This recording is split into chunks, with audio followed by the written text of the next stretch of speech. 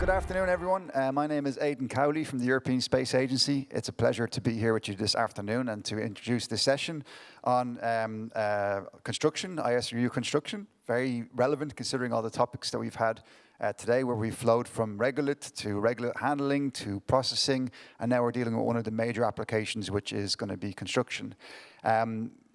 We have a nice session of speakers coming ahead to us now. We also have a little bit more time in the schedule for Q&A, so please feel free to have your questions ready. I think on that point, we can actually now begin the session, so we don't waste any further time. And I'll invite our first speaker to the podium. That's Vivek Varadharajan from the Polytechnic of Montreal, who's going to give us a talk on scalable autonomy for lunar regolith processing in extreme environments. So.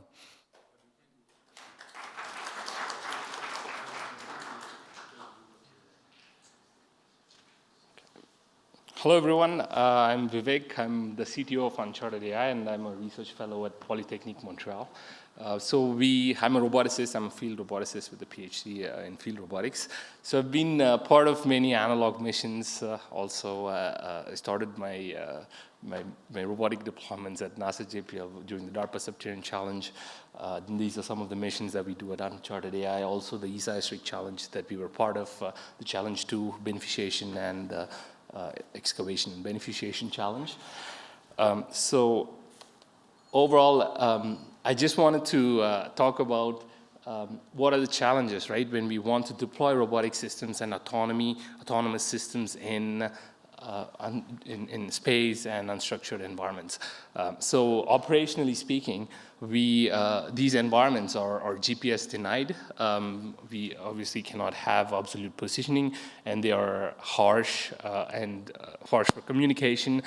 You cannot have reliable communication. They need to talk to the operator to be able to have reliable mission data, and perception is severely degraded. You cannot expect to have visual certainty on things, so you need to be able to cope with lighting, and it's always preferable to deploy robots in beneficiation, excavation, and other operations in space, right?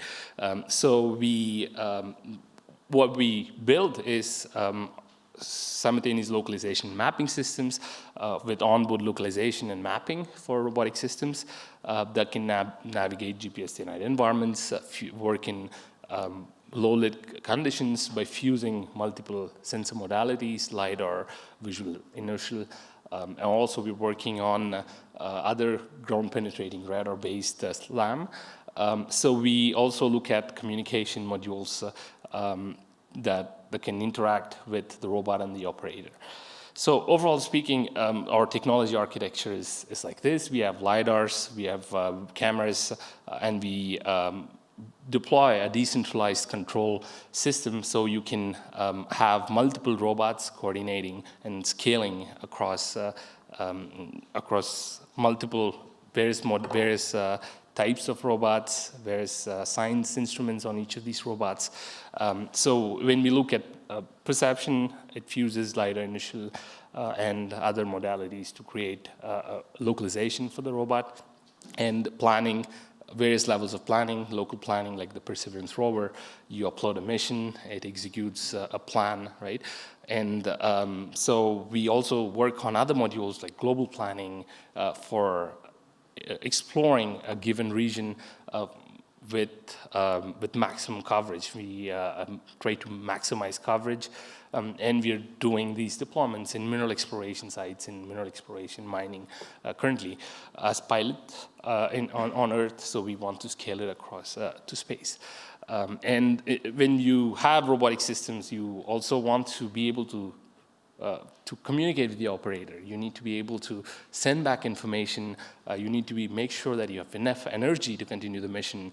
So all of this is made possible with mission planning. So we have modules for mission planning, and all of these plan is eventually executed using control policies on the robot, actuated and communicated with the operator using a mesh network, right? This creates immense value in both on terrestrial applications, also in space. So I just wanted to also talk about the ESA Strict Challenge that we were part of. So the idea there was to excavate lunar regolith for proving a mission to sustain 8 astronauts for a 30-day period, so which was compressed into a shorter mission. We wanted to show that we can excavate 15 kilos in a 2.5-hour duration, and with an energy budget, as we are in space, we're doing an analog for space, so we wanted to stay within a 300 watt-hour budget. So this is the system that we built. We built a robotic system with rocker bogie suspension and a robotic arm to excavate the lunar regolith, store it on an onboard bin, and then dock itself onto a beneficiation station. And this regolith that's excavated is offloaded to this beneficiation station that basically has a multi-layered sieving system that sieves it into 3 different particle sizes, as mandated by the challenge, and stores it in 3 separate bins of various particle size distributions. So the architecture that we used is we have various sensors on the robot. We have current voltage sensors, we have motor drivers, radio communication equipments that communicates with the microcontroller, and also an onboard NVIDIA Jetson Nano. And we also had 5 cameras for the operator to look at the surroundings of the robot and interact with the robot, and also a sorting station that has sensors to know what is the quantity of regolith that you had on each of these bins to control each of the actuation mechanisms, motors, and also in-feed rates, and so on from the beneficiation GUI, right, sorting GUI. So this is a clip of the mission that we did at Luna in October this year. So we deployed our robotic system, the 2-stage system, the rover and the beneficiation station. And the rover goes and we select excavation sites. The rover goes, excavates the lunar simulant EAC-1A and stores it on its onboard bin, as we see in the video. And we overall, with this 2-stage system, we were able to excavate 12.5 kilos and beneficiate 6 kilos of lunar regolith of the right particle size for oxygen production in the 2.5 hours that was given to us, right? And these rovers were deployed in the lunar DLR facility in Cologne. And we achieved a 70% accuracy and a 98.97% dust mitigation with our solution. So I wanted to, so as you see, the rover is basically accumulating the regolith into the bin of the robot. It goes to a weighing scale. I unfortunately don't have time to show you the whole video, but we basically then dock onto the sorting station and sort these particle sizes. So overall, energy-wise, this is how we did. We stayed, this was another mission that we did in a sand pit in our laboratory. So we stayed below, we tried to stay below 300 watt-hour consumption, but we stayed very close to 300 watt-hour during the Luna mission. And also this is our excavation and processing mass that we achieved. And the overall throughput that we achieved for another sand pit experiment that we did in our laboratory facility.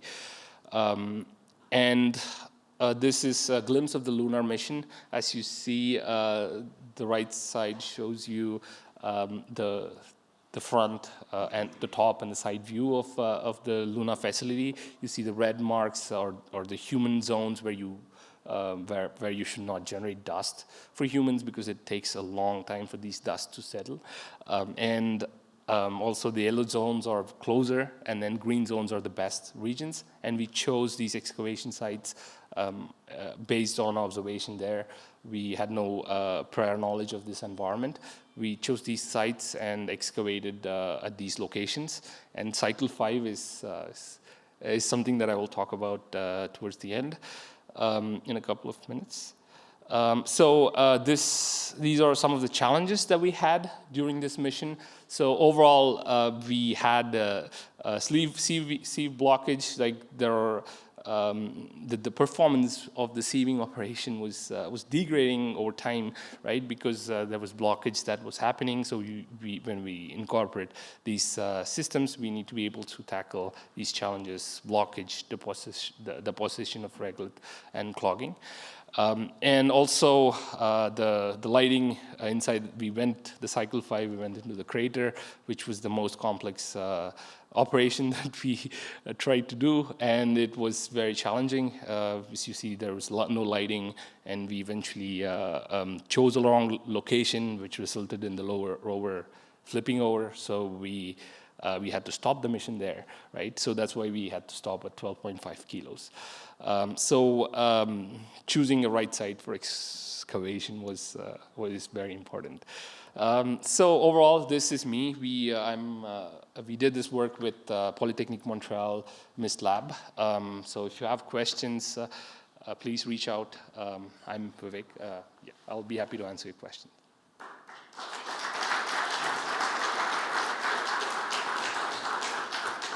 Thanks very much, Vivek. And that was probably me in the background of the pictures there walking around, so sorry about that, yeah.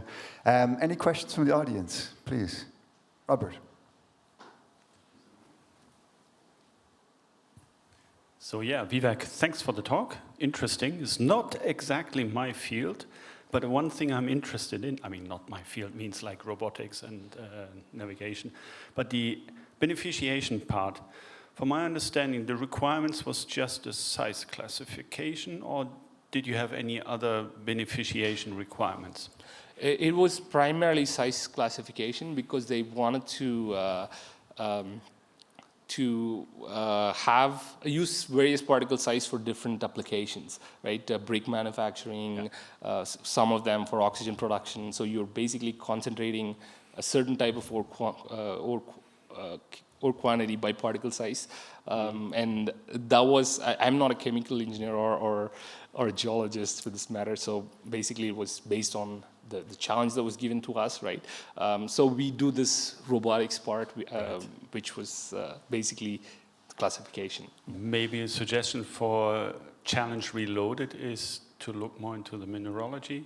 Aiden, what do you think? Yep, that's something we can consider for Mark 2 of the challenge. Yeah. Let's say for the process guys like us, this is what counts. Absolutely, and it may be something we consider in the next resource challenge that was just announced. So, thanks. Maybe one question for myself, Vivek. With the power of hindsight, having now done this experiment at Luna with the sieving system operationally, was there anything you would do differently? How you'd approach this, the way you carried out the operations for the test? So. Overall, so we learned a lot about lunar regoliths. So it's not what we thought it was, right? Even we got a sample from ESA that gave us some intuitions. But when you actually deploy the rovers, it changes the whole thing. So we learned a lot of things. 100% will do each and everything from designing wheels to this excavation mechanisms and the beneficiation. Totally different if we are given another chance, right? So that learning experience is kind of crucial, in my opinion. That gives you that intuition. So you have to basically deploy things and study them. Only then you get that insight to refine and bring something that's useful, right? In the end, you build things, but maybe it doesn't consider everything that you want to have in a system like this, right? So that was our learning from this. Okay, thank you for that window into experience, Vivek. Once more, a round of applause for our speaker. Thank you, Vivek. Our next speaker is Lorenzo Di Mattia from Politecnico di Milano, who's going to give us a talk on developing low-binder lunar regolith-based geopolymers for construction on the moon using additive manufacturing. Lorenzo, the floor is yours. Good afternoon. I am Lorenzo Di Mattia from Politecnico di Milano, and today I will be presenting my very first research about developing low-binder lunar regolith-based geopolymers for construction on the moon using additive manufacturing. Oh, sorry. So the creation of outposts on the moon is one of the hottest topics of the moment, since establishing permanent human presence on the moon is part of the main objectives of all the major space agencies, including NASA, us, and also China.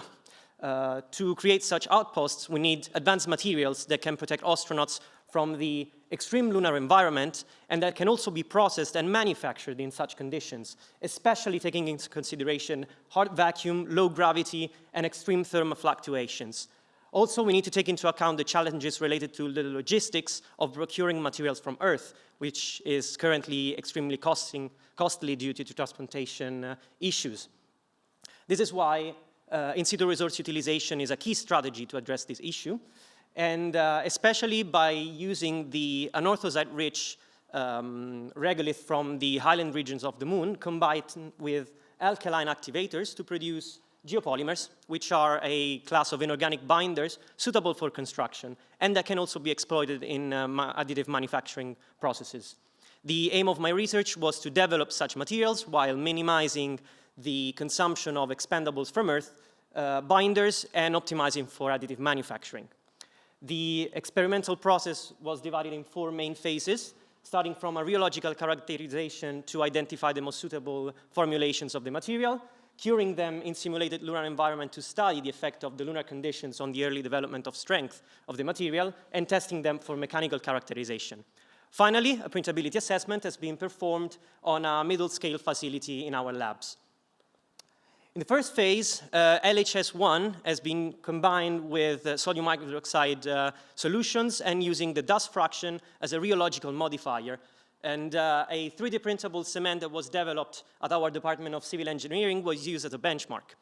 Tests were run to identify yield stress, viscosity, and thixotropy, which are the main parameters affecting the flowability, extrudability, and buildability of cement-like materials. Samples have been cured for 3 days in both air and vacuum at 76 degrees, and then they were subjected to freeze-thaw cycles to assess the effect of thermal cycling on the early development of strength of these materials. And finally, some bigger samples have been manufactured according to the standard procedures for testing cement materials. The first samples have been tested for microstructural development with scanning electron microscopy, while the other sample was tested for compressive and flexural strength.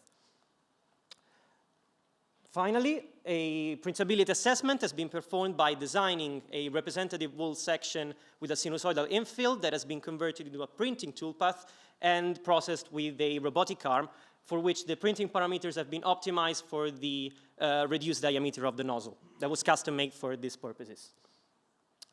From the rheological characterization, the yield stress of a formulation with a dust to bulk ratio of dust to bulk regolith of 0.20 and a liquid to solid ratio of 0.34 exhibited values very close to the reference, reaching 2,360 pascals.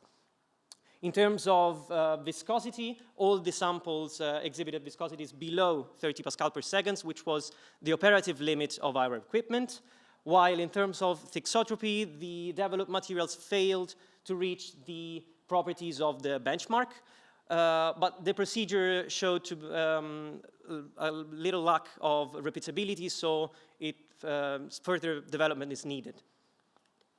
The samples that were cured in air hardened correctly and homogeneously, while the ones cured in vacuum exhibited severe outgassing and incomplete hardening due to the non-homogeneous heating of the samples, which were cured only from the heating plate where they were placed. When observed under a scanning electron microscopy, can be seen that the ones cured in air developed a homogeneous binding phase with some non-reactive particles, mostly basalt, dispersed in the matrix, while the ones cured in vacuum did not form correctly the binding matrix, and can be seen several particles that did not take part into the reaction. When subjected to freeze-thaw cycles, non-major fractures could be observed after 4 days of cycling, and this is also proved by the compressive strength tests that were run that showed an improvement actually in the compressive strength after 3 to 3.5 cycles. When compared to the reference cement, we could see that the flexural strength is comparable, reaching about 6.20 megapascals, while the compressive strength of the geopolymers is lower than the one of the reference, but still in the range acceptable for construction materials. It must be noted that the geopolymerization is a reaction different from cement hydration, which develops 70% of its strength in the first 7 days, while geopolymerization takes longer to develop strength. The printability assessment proved that with the reference cement, we could print 5 layers of material without major deformations, while the geopolymer succeeded in extrusion but failed in buildability and exhibited a self-compacting behavior. To address the issue, we performed a slight change in the granulometry of the composition that showed a considerable buildability improvement, but it hinders further investigation on establishing the optimal composition to achieve buildability. In conclusion, we managed to prove that the dust fraction of regolith can be used as a rheological modifier without the use of any additional admixtures. The curing proved that the material hardens under lunar temperature positive regime, and the mechanical characterization proved that the material is suitable for construction, while the printability assessment proved the suitability of the geometry for 3D printing, but it hinders more study into the composition of the fresh geopolymer to achieve complete buildability. These are some of the next steps that we're going to take into this research, including studying the shielding capabilities from radiations and thermal fluctuations on the moon. We also aim at validating the printing in analog environments such as the Atacama Desert, and also study possibility to recycle and repair the material itself. Finally, we also are already studying computational assessment of the printing in reduced gravity, which is already giving some results when adapting an existing neural network system that we are currently using at the Department of Civil Engineering to predict the shape of stack layers in 3D printing. Thank you for your attention.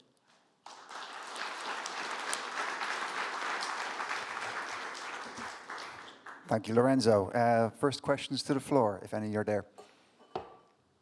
Yes, at the front here. There's a microphone coming, 1 second. I'm less concerned about you doing this in the Atacama or under low gravity. I'm much more concerned about you mixing it and printing it in the vacuum, because if there's an aqueous component, I don't think it's going to work. So the tests that we ran were in low vacuum.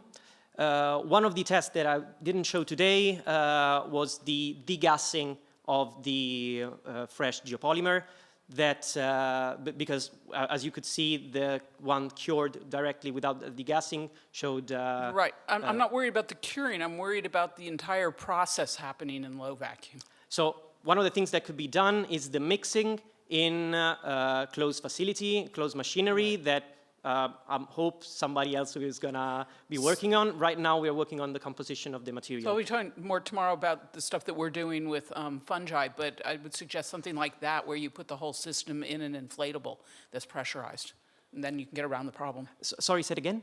If you put your entire system in a pressurized inflatable, for example, you get around the problem, and then once you're printed, then you can remove the inflatable. Yes, thanks. Any additional questions up front here?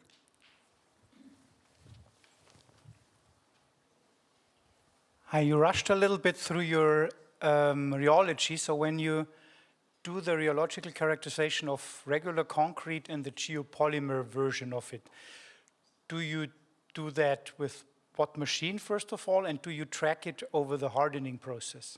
So we used rotational rheometry in parallel plate configuration. However, we were limited to using smooth plate configuration, and we want to move to cross-hatched configuration that exhibited better results when handling cement-like materials.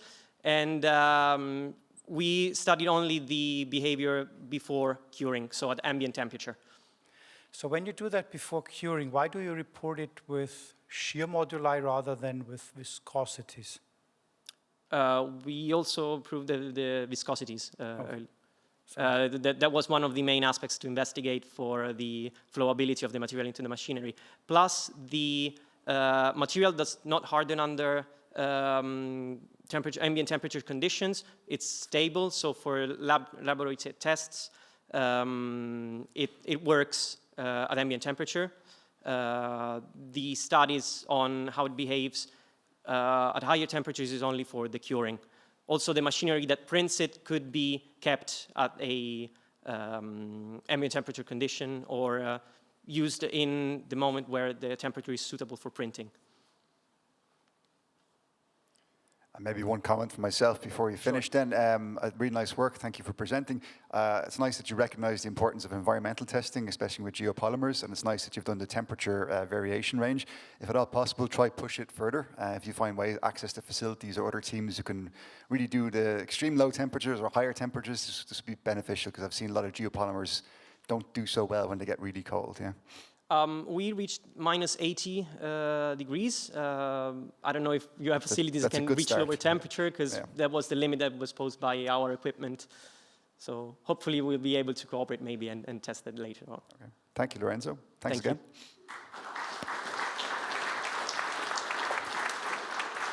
So our next speaker is Monika Lipińska from Liquifer Systems. She's going to give a talk on fiber-enabled regolith manufacturing for lunar infrastructure. Monika. Thank you so much.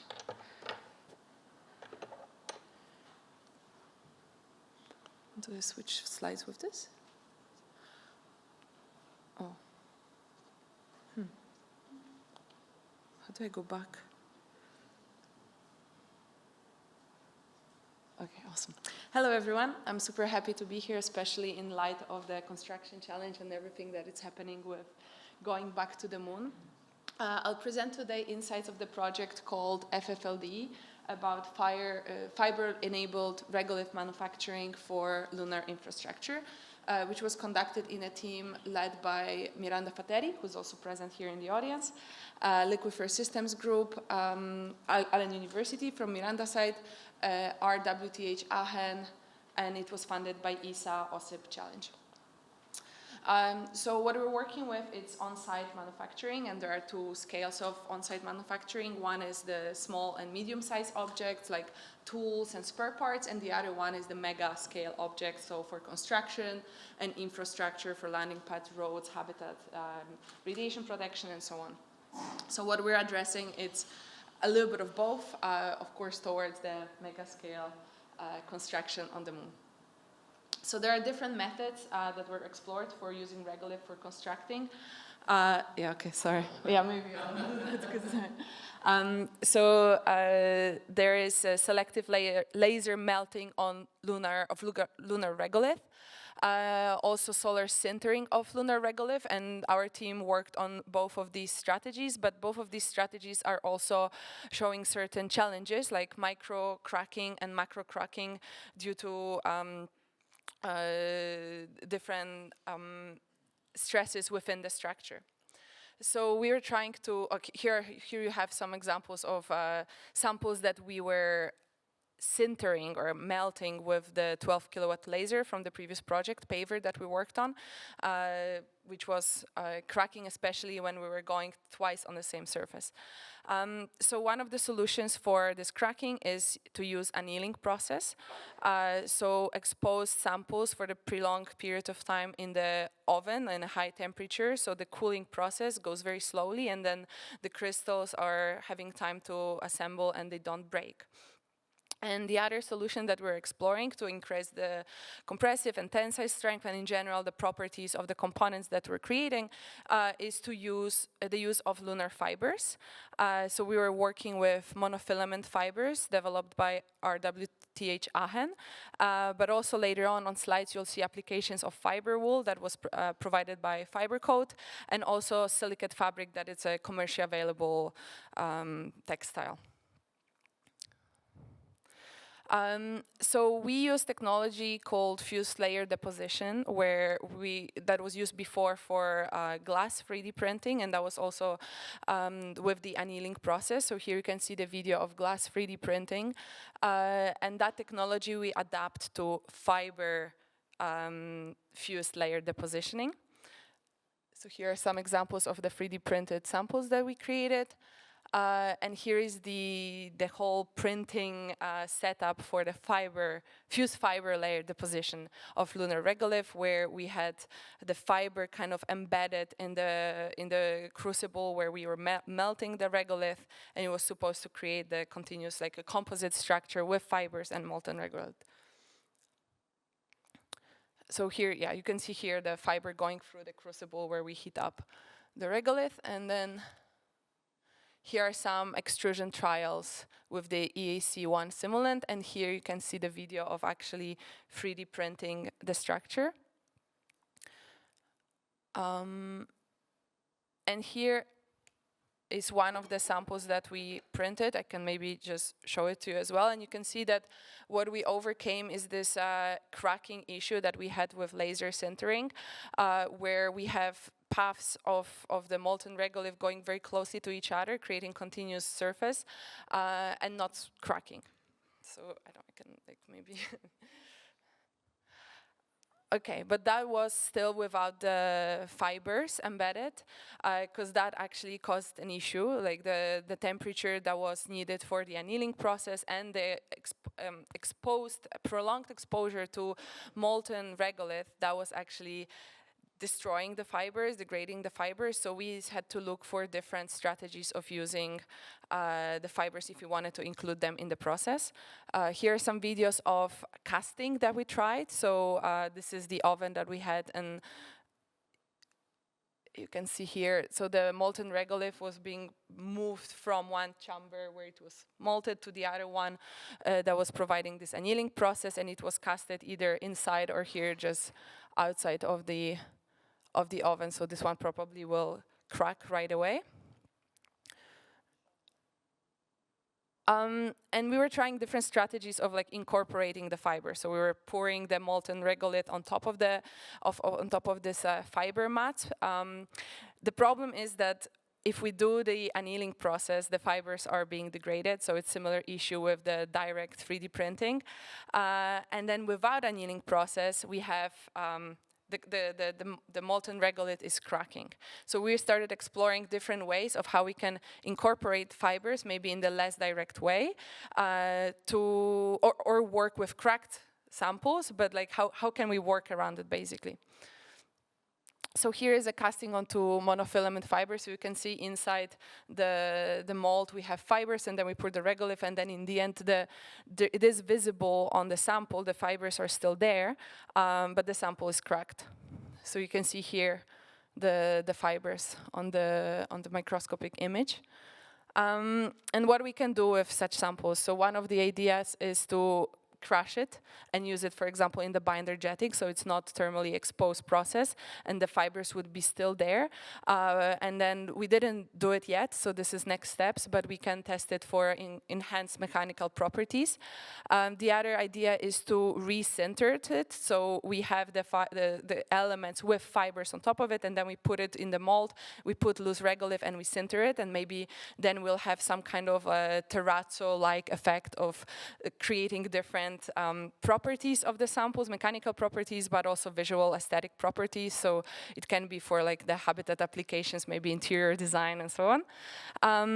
The other idea was to test the casting onto the fiber wall, so, but without an annealing process. So this way we have shattered regolith, but the wool itself is holding the samples together.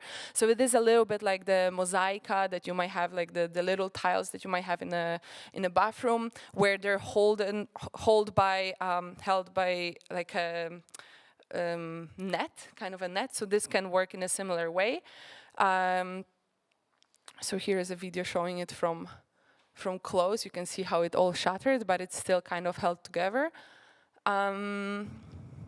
So this is just separate samples put on the mat, but just to show this like mosaica idea that casting on the woven fibers would like provide this very heterogeneous composite material after all.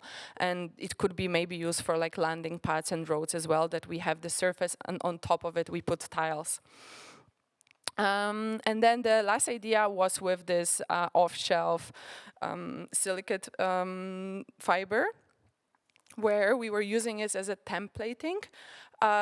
So you can see here molten regolith that was melted on top of this fiber mat, and it gave us this very interesting surface structure on the piece. So I can also show it to you.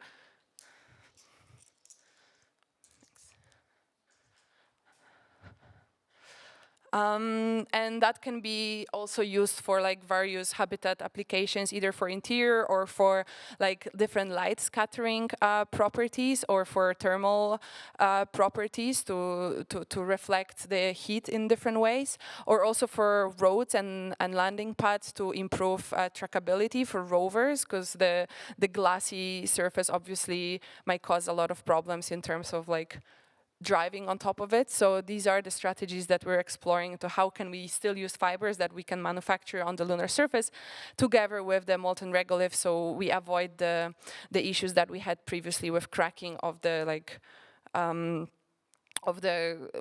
the 3D printing process.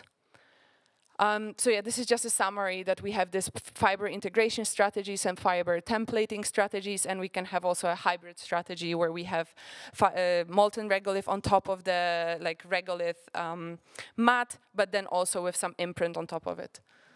Yeah, so in conclusion, in this project, we address key requirements for lunar surface construction: durability, thermal performance, manufacturability under constrained conditions. It demonstrates applicability across infrastructure types. So yeah, it can be different roads and like horizontal construction and vertical construction, depending on the needs of the project. And this approach is compatible with scalable processing and automation. So we can, like the samples I showed you are for now pretty small scale, but all of the processes could be scaled up for larger construction. And the next steps involve scaling up production, testing under lunar conditions, and also vacuum, and integrating these processes with autonomous systems, so how we can assemble it later on in like proper landing pads or habitats. And yeah, so this is my last slide, and there is also a QR code to the project video that you can see that shows the whole process of the FFLD project development. And yeah, thank you.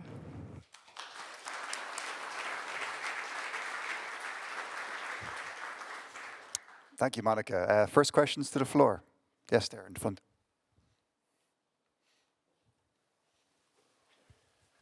Thank you, Monika, for your effort and sharing experiences and challenges you faced. My question is the size of the block is related to the challenge for crack or anything? Do you have an optimized size in block? And you told us also the possibility for large-scale lunar habitat. Those large-scale is made from the modular brick, or you wanted to build it in whole structure? Thank you. So I guess it really depends on the project, the concept for the specific project that would be working on. And when it comes to the scale of the samples, we were restricted to the size of the oven that we had and like the 3D printing system that we built, but also for the casting method, for the crucible size, because this was the main issue, like how to produce the crucible that would survive the temperatures that are in the oven during an annealing process. That was like the very costly part of the project. So I guess we were mostly restricted with the scale due to, I don't know, financial perspective. We would have, if we would have bigger or unlimited budget, then we could scale it up. And then when it comes to these images, I guess making separate components, like this is not continuous 3D printing process, so in that sense making components always makes more sense because it's more redundant and durable. But on the other hand, like there is a question of assembly, but for the interior it could be like even tiles or like elements that are just there for like aesthetic reasons or light scattering reasons and so on, so probably smaller elements but more like handable by humans. One question from the front here.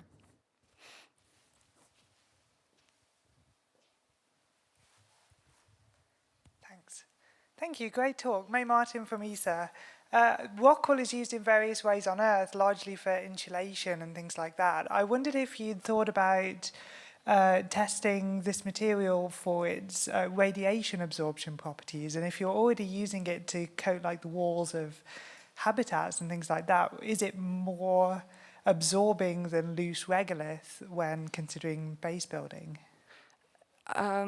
Yeah, that's a really good question, and I don't have an answer for you. I don't know if that would be better or worse. I don't know, Miranda, if you have any thoughts on it. Like intuitively, I don't know, but definitely that's a material that we would envision because it is a regolith. So one of the applications, the vertical architecture, that would be for shielding. Miranda, do you have any thoughts on that?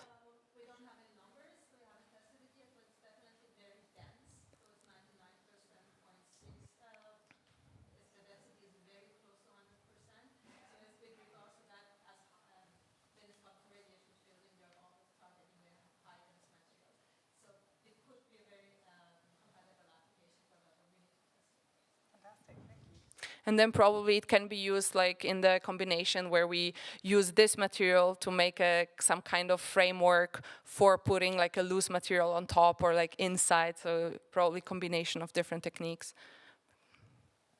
Okay, thanks our speaker one more time. Thank you so much.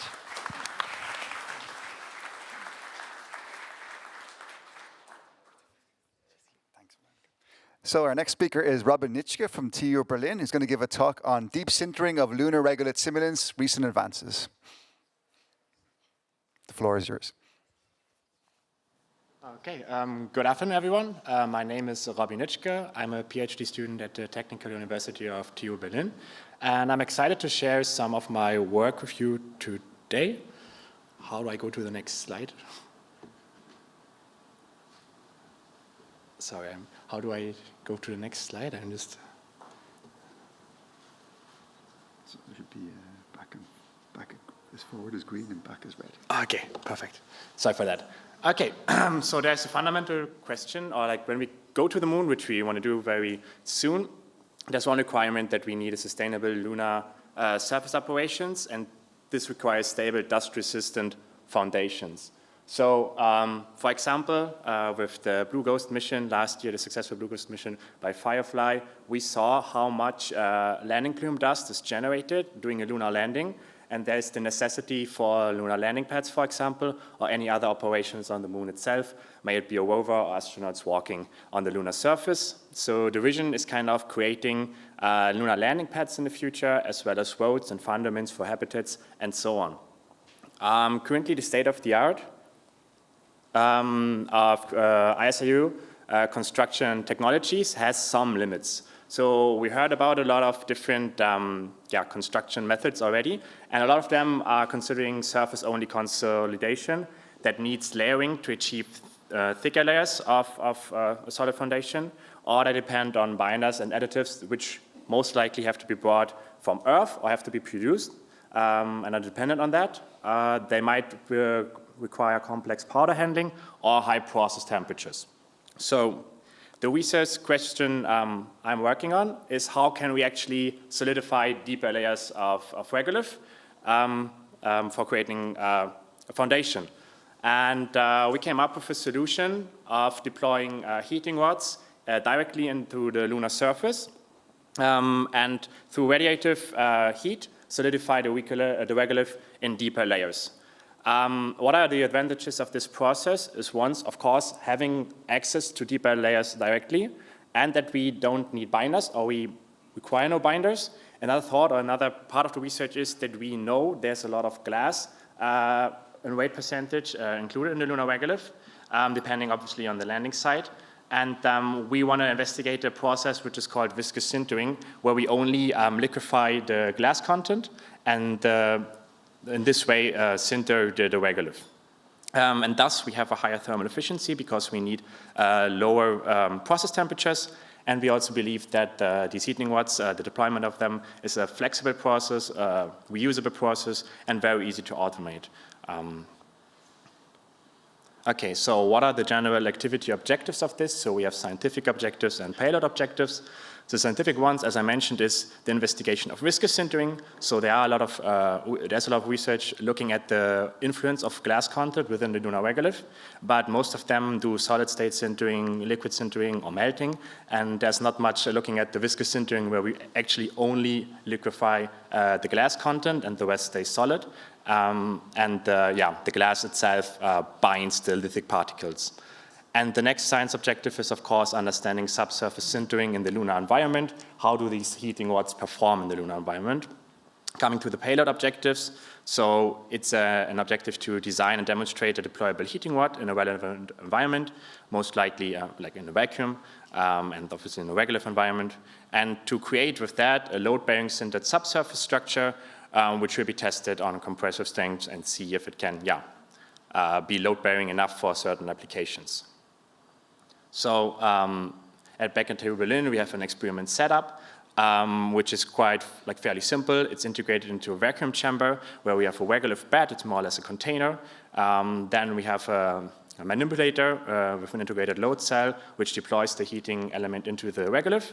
And then we have installed a couple of thermocouples in certain distances to the heating rod to kind of see the heating gradient, the temperature gradient over time to see how long the process takes. And as we all know, the thermal conduction of regolith is very, very low, very bad. And we want to kind of investigate and model how far can we sinter around the heating rod and how long does it take, depending on the regolith composition. And also have a thermal camera to observe the process from the top. Okay, so what are the process parameters that we are investigating? So first it's the material. So we look at the glass content. We take the base material with no glass, then we go in certain steps with more glass content and see how that influences the sintering outcome, as well as the regolith composition. So using different simulants, mixing them, and so on. And in regards to the thermal process, obviously temperature is the main driver, but also time, the retention time of the heating rod inside the regolith. And in the end, the regolith compression, so how much is the regolith compressed inside the bin, is also something we want to vary and look at if it's very loose or if it's already a little bit compressed. And the outcome of the sintering process is that we have a bulk, a sintered bulk, which is a huge benefit. And we look at the density and porosity of this bulk that we sintered. Obviously, it decreases outwards. And look at the mechanical strengths. And here, most likely because it's a technology that creates a foundation, for us only interesting is the compressive strength.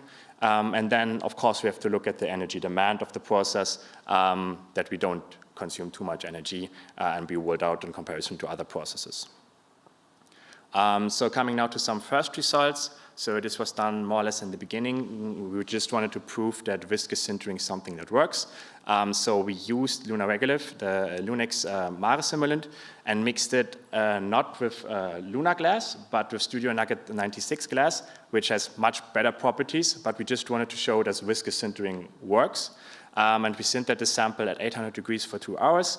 And on the microscope, we can see these little white walls between the particles, which is the glass, which also was very very nice to visualize with that kind of glass that viscous sintering is working and that the particles liquefy and bind to lithic particles. And we created very solid sintered samples, as you can see on the top, which usually doesn't work if you just take the base material. We expect, or we know that with the lunar glass, this temperature might be increasing a little bit because the properties are obviously different. But yeah, we proved that viscous sintering works within this, and also try to deploy heating rod first in atmosphere in just a regolith container, and the result you can see on the right. It looks a little bit confusing because it's very inhomogeneous. So what we did, in layers from bottom to top, we increased the glass content. So you can see in the background, actually, the sintering diameter increases. And front, which we didn't know quite well, it might be a mixing error that we had. We have this like little dot on top that is like deeper sintered than the rest, but that might be an accumulation of more glass at that spot. Just showing that this process works. One learning here was that the process temperature was too high, again, because we used the studio nugget. So the regolith adhered to the heating rod, which we want to avoid. But this also has something to do with the design of the heating rod, which I don't want to go into right now.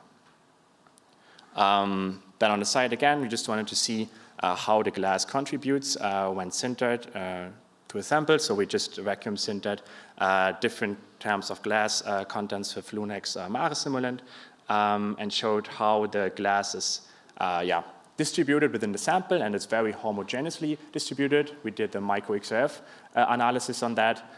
Sadly, the solution could only be 40 micrometers because otherwise it would have taken multiple weeks for these samples. But one observation we had was that bigger glass particles actually didn't liquefy, and it was just the smaller ones, so particle size matters a lot as well. And then just recently, the first vacuum trial was concluded. Since we sinter a huge bulk, and we heard earlier, producing this lunar glass is quite complex. Sadly, I only used the Mare simulant without any glass to prove and test the concept and the experiment setup. And everything worked perfectly. We had a good measurement, and the process worked, nothing broke. But since the sinter temperature, the optimum sinter temperature for Lunex M100 is roughly 1050 degrees, it didn't sinter very well. Nevertheless, we could already see the temperature gradient over time, which we can use as a data point to kind of model the process itself. And later, when we add glass to it, the sinter temperature will decrease because we utilize the viscous sintering process. Nevertheless, we had some crucial observation, as I just said, the steep temperature gradient, which can be a challenge, but has to be observed and evaluated, in comparison to also the retention time later. And what we also could see here is that a densification took place. So on the right picture, you can see that everything kind of shrank and compacted to the middle, where the heat was coming from. But we can also observe that we had some cracks there, micro cracks, which might be a challenge in the future. So these are all things that have to be observed and an ongoing progress right now. Okay, so since, a side thing was that I was just thinking this heating rod would be something that could be implemented in future lunar landing missions, and in my opinion, might be not too hard to implement since it's a very small, or can be a very small object to investigate this progress, and can also be combined with other technology. For example, one thing that is very interesting to think about is the tip design of such a heating rod to penetrate the lunar regoliths. So this could be something that could be combined, or also doing the heating, the outgassing behavior could be analyzed. So I'm just thinking this could be a payload that could be combined with other technologies as well, and have like a high scientific output. And one idea of implementation, this is an AI-generated picture, would be to just integrate it in the landing legs and then deploy it through the landing legs into the regolith to solidify kind of the foundation below it and stabilize it in terms we have any offload of the lander, and we can maybe stabilize the lander itself doing any operations. Another idea was to implement it on a rover, just to be mobile and present this process on a mobile version. And one add-on we thought about was when the lunar night is coming, during the last cycle we do with these heating rods, we could kind of create a dome above our rover and retain the process heat that was radiated during the process and ensure lunar survival, for example, which could be a combined thing to do here. We think of different airways we can deploy these heating rods in the end. For now, we're only testing with one to get the properties and see how well it works. But in the future, we will think of certain arrangement of these heating rods to produce the best outcome. Okay, of course, with every technology, there are a couple of challenges. Here are some of them. As mentioned earlier, thermal conductivity is always a problem, so we have to see how feasible it is, how much volume we can actually sinter with the given energy. Of course, this is a technology that is mostly, or I see as a technology that can be used in early lunar-based construction when there's not much infrastructure and we can create these landing pads and streets. But we don't know about, we go into deeper layers obviously, we don't know about obstacles necessary. And if we hit a rock or something, this is an hindrance and a challenge that we have to avoid and cannot always avoid. Then the rod extraction itself is a problem. We looked with a partner into some special coatings, so the regolith doesn't actually adhere, but still sinters around it. And also, of course, as you saw when we extract the heating rod, we have a hole which can be filled or used in a different way, but can also be a problem. So there are different solutions also, for example, maybe just leaving the heating rod inside and melting it in the end as a structural component. So we can be very creative there as well, but this is also something that can be a challenge. And then in general, the inhomogeneity of lunar regolith. So we have to see the process temperatures with the viscous sintering correlate with the glass content, and obviously we have areas where the glass content is very low, where it might not work so well. But then we can also use this technology for conventional sintering as well. And regolith compaction. So if the regolith is very compact, we cannot just use the heating rod that I showed. It will not penetrate the regolith. We need a tip design. We have to see how to penetrate in each area. Okay, so what is the takeaway? Deep sintering itself, I personally don't see as a standalone technology, but I feel like it could be as something that we can add to existing technologies for creating lunar landing pads and streets and foundations in general, and combine it with other technologies to solidify the upper layer. So the upper layer can be the structural, like the defined part, and below we have a densified, sintered fundament which can support the structure above, and can be combined with laser sintering, solar sintering, and so on, and can just lay a foundation for any construction work. So it basically bridges surface solidification and structural support. And it can also be, or it is a scalable technology with multiple deployment pathways, and is easy to autonomize. Okay, and with that, I'm coming to an end. Just as an acknowledgement, I got a funding via the Open Space Innovation Platform as a co-sponsored research agreement, and it was carried out under the Discovery Program. And on the left top, you can see the QR code to my LinkedIn if you want to reach out to me. But I'm very happy to answer questions here or also later somewhere around. Thank you so much, and I hope you enjoyed it.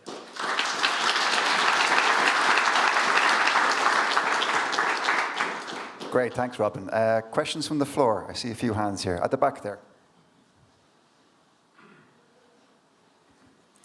Thank you, Robin. Mel Gelman for Space Age Ventures. So could you give us an idea of what the energy requirements were for this type of sintering approach? And also, like compaction, did you do any compaction to prepare the sample? And would that aid in like heat conduction? Like would that increase the range of this rod? And then also, what were the separation issues of the rod? So energy, compaction, and then the rod getting fixed. Okay, so starting first with the energy requirement, I think that's something everyone has in his or her mind. It depends. So generally the heating rod we're using consumes 400 watts, which is quite a lot, but it can heat up very quickly, I think up to 200 kelvins per minute, which we don't need, like we actually don't want. So we can just draw 8% of the power, which then would be around 40 watts that we only draw on average. So that would be the area we're in. And obviously, since this is just a research how to utilize this technology, there has to be research in the future built on that from the industry to design a heating rod that is suitable and optimized for the lunar environment. And I think there is a lot of room for improvement. Second question was about the compaction. The first trial we did was non-compacted. Because that's the worst case, and I just wanted to see how it behaves. Definitely we will compact it, and also my thought was the way we put it into the bin, it was less compacted than it would be on the moon, even without a compaction, because it was just loosely put in, and on the moon we have like these compaction mechanisms over the years. So that was the worst case, so we'll definitely compact it more, and it will make the process work better, and I feel like we closed the process already. Like, it's the same with every sintering process. We'll just optimize the process a lot. But definitely something we just have to try and see with different compaction levels. And the third was, I think, about the extraction of the rod itself. So the problem is, if we sinter, that the regolith particles shouldn't adhere to the heating rod. The main problem is that it shrinks towards, like when cooling down, it shrinks towards the heating rod and then it clamps it. So we have to extract the heating rod when it's still hot. That works. And the coating is important, so even the particles then don't really stick on it, and we don't just pull out the whole sintered body. So I cannot give detailed information about the coatings, but there's one coating that we are investigating that might solve this problem.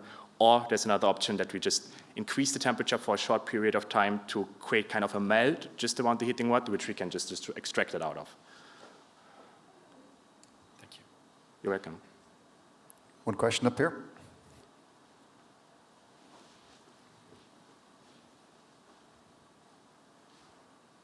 Hi, I'm Satoshi from Arup.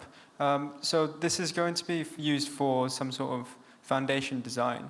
Have you considered how when you're making these sintered rods, you're going to be creating a void within the subsurface?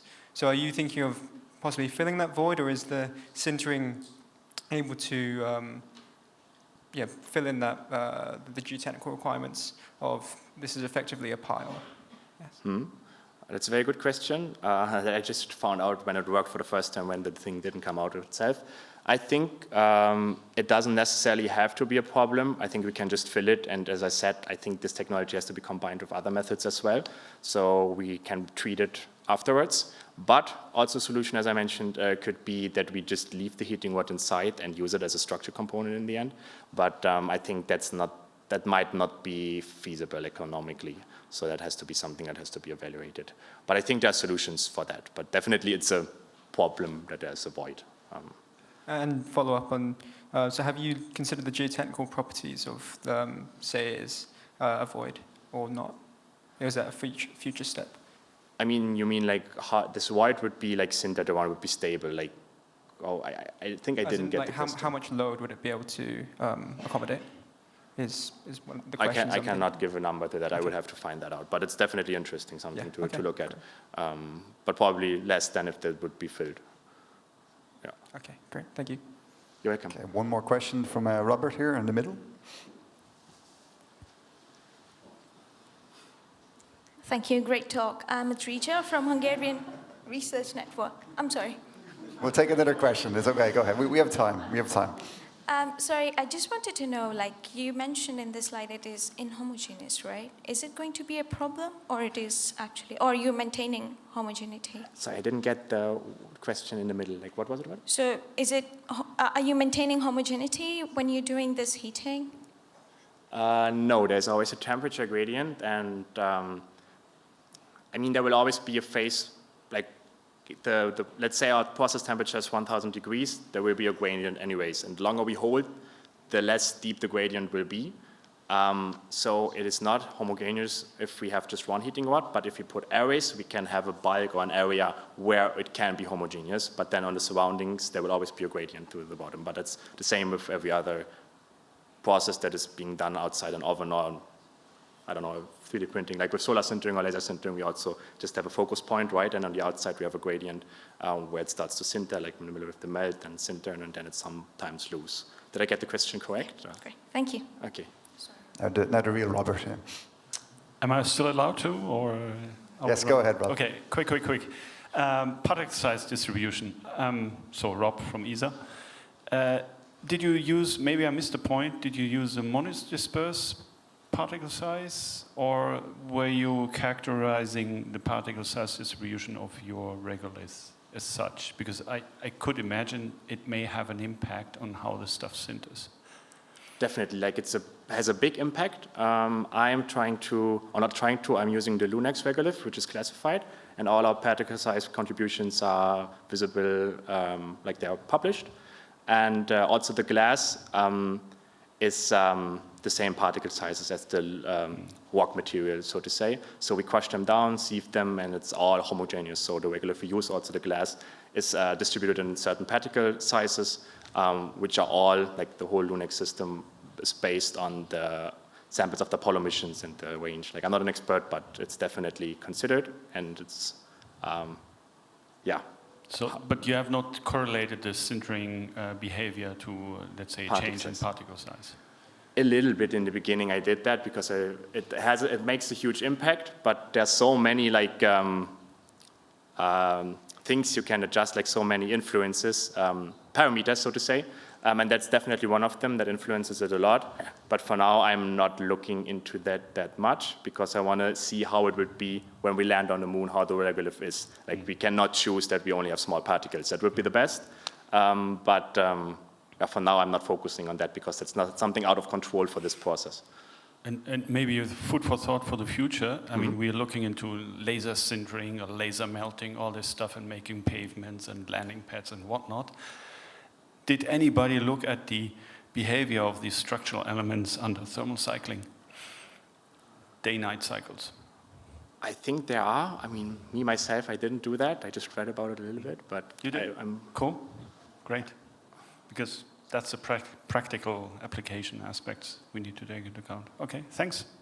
You're welcome. Okay, let's thank our speaker one more time. Thank you so much.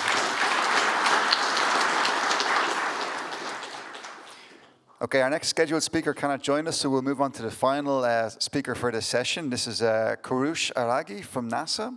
He's going to give a talk on prototype demonstration of solar carbothermal system to extract oxygen from regolith. So the floor is yours.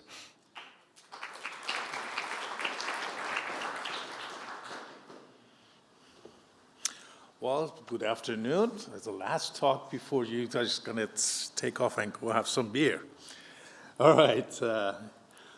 I'm Koorosh Araghi. I'm from JSC. I'm the technology manager, ISO technology manager, and my very good. That's good. And my co-author is Aaron Paz. He's the project manager that's worked on the carbothermal reduction system. The talk of the day is the prototype demonstrating of the solar concentrator, solar carbothermal system to extract oxygen from the lunar regolith. And this should be the starting point, especially tomorrow is going to be all about oxygen. Let me see. There you go. So the project goal. The project goal was to extract oxygen from lunar simulant by using a solar concentrator and the carbothermal reductions. The goal was to develop a prototype that includes a solar concentrator capable of tracking the sun, optical splash, plate, and the shutters, and carbothermal reduction. Fluid system, gas analyzer. In this case, the gas analyzer was the M-Solo. And the control system consisting of the avionic and software.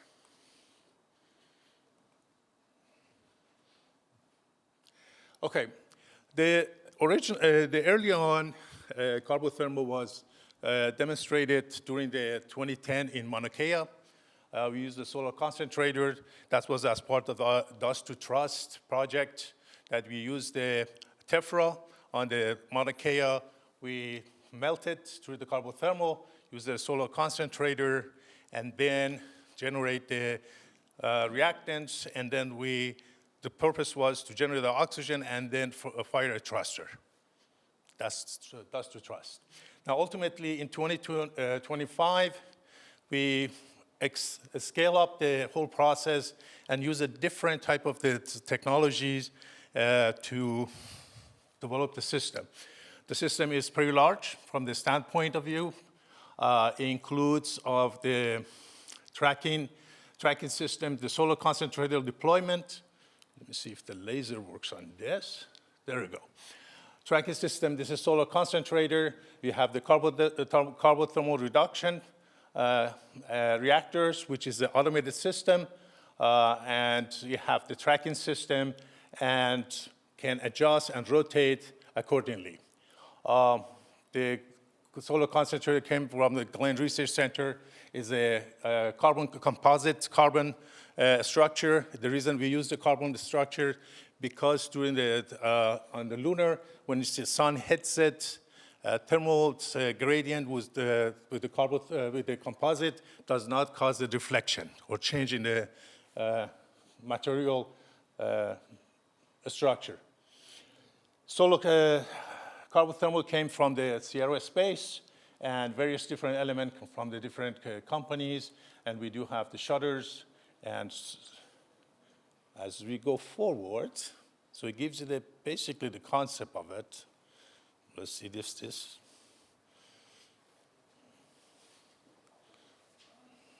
Perhaps, maybe. Oh, there we go. Okay, so we took that carbothermal reactor, which is considered as a copper. We put it inside the chamber. This is a full automated system. The funnel on the top, the hoppers it has, we fill it up with the regolith, the multiple different type of the regolith, and then we put it in this is a 15-foot diameter, the dirty lunar chamber at the Johnson Space Center. We did angle it at 15 degrees angle and use the laser, 2 kilowatt laser, to simulate the sun. Solar concentrator, and with the M-Solo and system completely perform and reach the TRL 6 from the carbothermal standpoint of view. Here is the picture of solar concentrator deployment. This is stowed in a stowed position, and then is rotate upward, deployed to this different direction, and then pivot down. And so these two mirrors, they are seeing each other in the right angle. So the way, obviously, it's, we are on the moon. So we are inside the facility, and the solar concentrator cannot be outside because all the equipment, support equipment is inside the facility. So we use the heliostat. The heliostat, what it did is track the sun. It was an automated system. We had the software on it. It would track the system, track the sun. Obviously, in Houston area, tracking the sun is really hard because it's always cloudy or there's a lot of moisture. But was able to track the sun during the summertime, enabled to, when it detects that the sun was had the intensity, the illumination intensity, we use the calibration screen inside and open the calibration screen up, and the light would hit and then direct it to the carbothermal, which is a window, and there is multiple other systems was involved. So here is the actual data, actual pictures. This is an awesome picture, by the way. This is on the NASA front page for quite many weeks. This is the heliostat that was tracking the sun. As soon as the screen was removed, sun hit this mirror, reflected the top. It reminds me of the Lord of the Rings. The eye was moving. So what that is an amazing, amazing image. And you have to be in that facility to see it, to really see what the solar concentrator, how the sun is really reflect to this mirror. For demonstration, for the first demonstration, before we put the carbothermal inside this apparatus, actual reactors, we put the JSC1 to show how quickly it melts. It took 30 seconds, 30, that melt this surface. So the time is, it takes really 30 seconds to melt the surface of to melt the regolith. And there's a video of which obviously is not, and there was unfortunately a bug. It was moving from left to right, and as soon as it hit the sun, it was just vaporized. So that's a cool video. So these are the data. Back in the 2010, we are in Mauna Kea, we used a TEFRA. We did those solar concentrator that we did. We used the input solar flux of the watt per square meter. It was roughly about 990.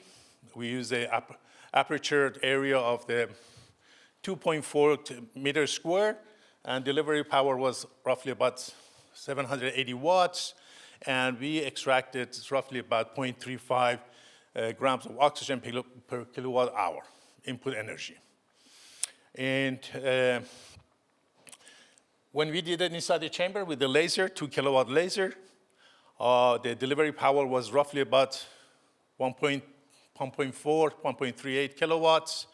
And at that time, we weren't able to directly measure its oxygen content.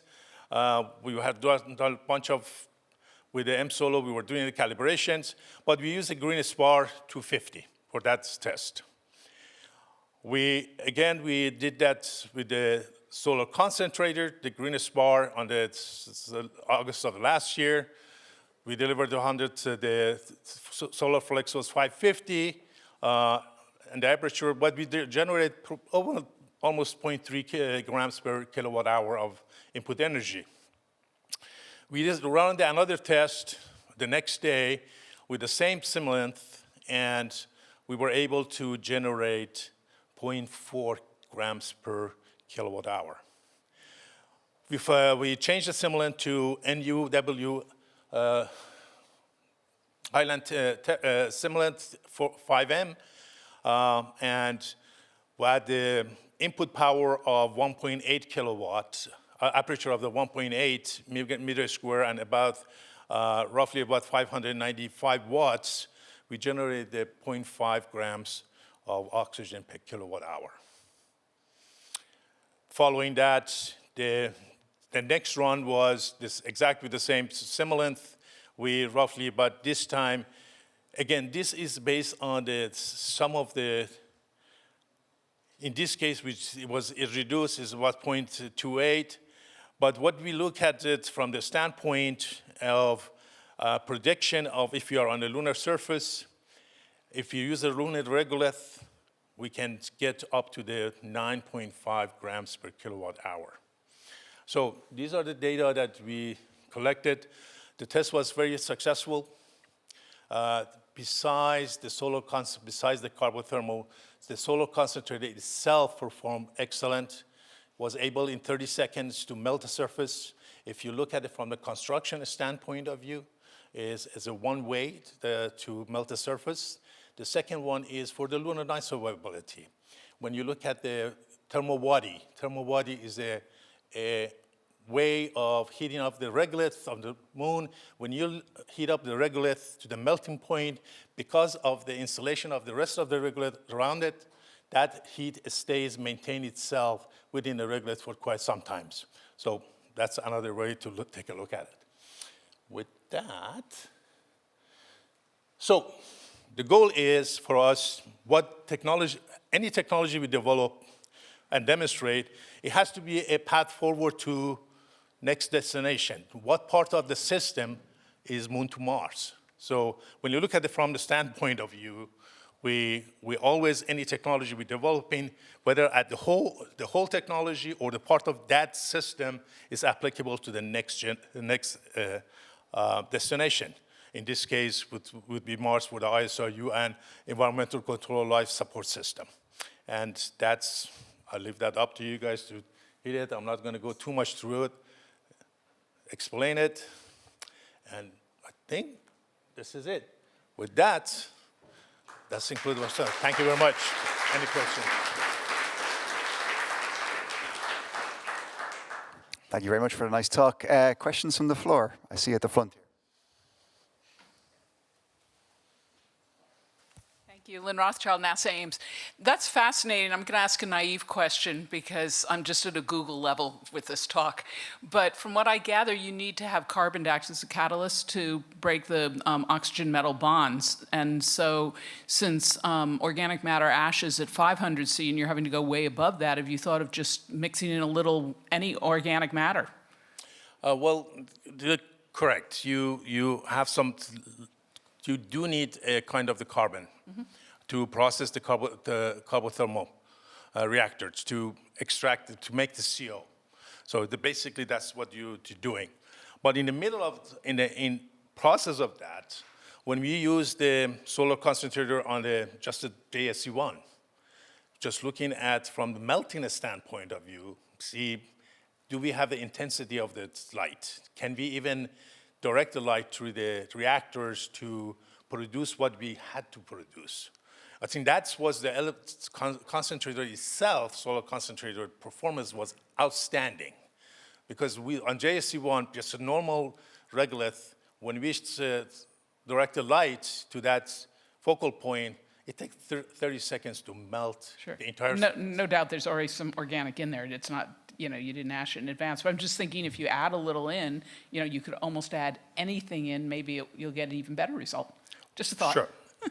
Yeah, any carbon source. Yep. Adding carbon source. Yeah, and that's what I'm saying is it doesn't have to be clean because any organic will ash by the time it's 500. Correct. It doesn't have to be clean. You're correct. Okay, more questions? Here on the left, please. Thank you for the talk. Sima Sapafan from Technical University of Berlin. So I was wondering, you're using simulants that were found on Earth and bound on Earth. Did you heat treat them in any way to reduce them so they would actually represent the oxygen fugacity or iron redox state that you would have on the moon? Because all the oxygen that you showed, these 9.5 grams, this estimate would be for lunar regular simulants that you find on Earth and not the heavily reduced ones that you would find on the moon, right? You're talking about the terrestrial application, is that correct? No, I'm talking when you deploy this one on the moon, and you said it would be 9.5 grams per... Right, that's the prediction. That's a prediction. That's a prediction that since we don't have access to the lunar regolith with the highlands, we do know that silica is the predominant type of within a part of the South Pole. So with that, taking a look at that, and taking an estimate and talking to, obviously, all the lunar regolith and stuff at JSC. So talking to the geologists, this is just a prediction that what is going to be happen. So to really prove the concept, you have to fly this. You have to be on the surface and actually demonstrate this. This is a high TRL system. Obviously, the carbothermal reduction is the TRL6 itself.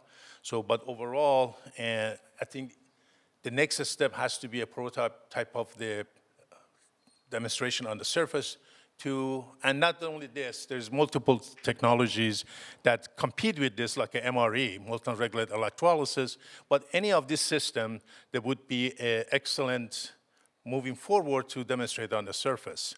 But I think that separating the solar concentrator from the carbothermal reactor, solar concentrator itself, it shows a lot of promise from being able, for the construction standpoint of view, from heating of melting the surface, from the lunar isoviability, like a thermal body.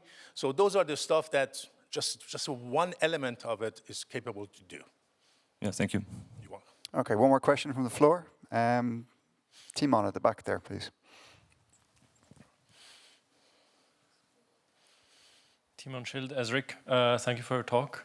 I was wondering, what's your current status regarding regeneration of the carbon that you need for the reduction? Is this something that's considered in this system already? And if so, like what's the status? Yes. You recycle the carbothermal. If you look at that, you can see that the slide is available. The last time, so when you get the CO, you run it to type of the CO electrolysis mode. Solid oxide can be a one, and then Sabadi A. You can collect the CO carbon and extract oxygen. That's the whole process, yes. And so it's not just generating the CO, then you have to take that CO and process that CO and then take the carbon back to the system. So it is recyclable. The carbon portion of it is recyclable. Okay, thank you. Maybe I'll ask one question before we finish up. In your earlier experimental work in 2010, you were using, it looks like a fiber optic concentrator, and now you've stepped away to somewhat more mechanically complex. Yeah, it was a fiber optic. Why did it change, may I ask? What made you change away from that process? The fiber optics, one of the things that we learned from fiber optics is it needs to be very, when we put it inside the chamber, we try to use it with the laser, to use the fiber optics, and what the laser did, laser completely burned a mark inside the fiber optic. So we have to, we tried to change the design. It didn't work, so we completely eliminated and put it directly, put the laser, and it worked. So we realized that fiber optic is not necessary for this process, especially on the moon. You can go with the solar concentrator.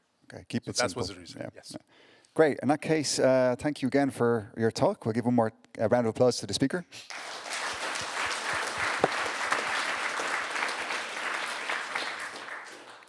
And a round of applause to all the previous speakers as well. Thank you for taking the time for coming. Yep.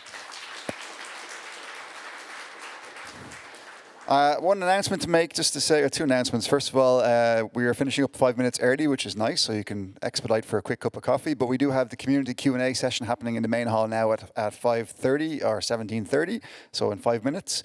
And then lastly, I'm really looking forward to see what comes out of this session next year, because we will hopefully be on the tail end of the ISRU Construction Challenge, the next Space Resources Challenge. So I'm looking forward to see many of the ideas that have been demonstrated here at a workshop level, moving on to a kind of actual demonstration level. So let's see what happens here next year. Should be really exciting to see what's being proposed and demonstrated then. On that point, thank you all for coming here this afternoon.